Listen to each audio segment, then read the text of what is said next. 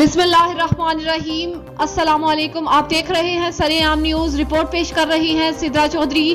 फालिया पुलिस इनके एक्शन, चोरों, डॉक्टरों, जराइम पेशा अफराद के खिलाफ मजीद घेरा तंग। दबंग SHO थाना फालिया अब्दुर्रहमान डोगा की अपनी टीम के हमरा कार्रवाई करते हुए 3 चोरों जिनमें 2 खवातीन और 1 लड़का शामिल है को गिरफ्तार करके हवालात में डाल दिया।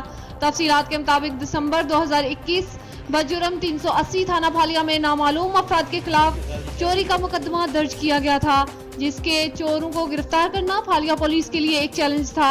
अब्दुर्रहमान डोगा SHO थाना फालिया ने तैनात होते ही स्पेशल टीम को टास्क देकर चोरों को ट्रेस करके गिरफ्तार किया जाए। फालिया पुलिस दिन रात कोशिश करके नामालूम चोरों जिनमें 2 खवातीन मुसर्रत बीबी, जोजा नवीद साकिन लाला मूसा, आदिल उर्फ शाजिया बीबी, जोजा आजम साकिन जोड़ा और 1 लड़का जिनका नाम अली हसन साकिन जलालपुर भटिया को ट्रेस करके गिरफ्तार कर लिया और दौरान तफ्तीश चोरों से 8,25,000 रुपए की रिकवरी कर ली गई।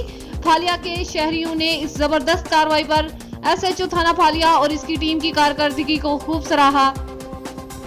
लोगों का कहना था कि इंशाल्लाह उम्मीद है फालिया पुलिस इसी तरह जराइम पेशा अफराद के खिलाफ कार्रवाइयां जारी रखेगी और जराइम पेशा अफराद की गिरफ्तारियों का सिलसिला जारी रखेगी।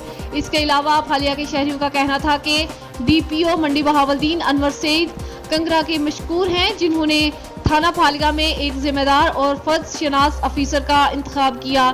जब से SHO थाना फालिया अब्दुर्रहमान डोगा तैनात हुए हैं, जराइम में काफी हद तक कमी आई है। इंशाल्लाह पूरी उम्मीद है कि फालिया पुलिस बहुत जल्द जराइम पेशा अफराद को नकील डालकर फालिया शहर में अमन-ओ-अमान कायम करने में अपना किरदार अदा करेंगे।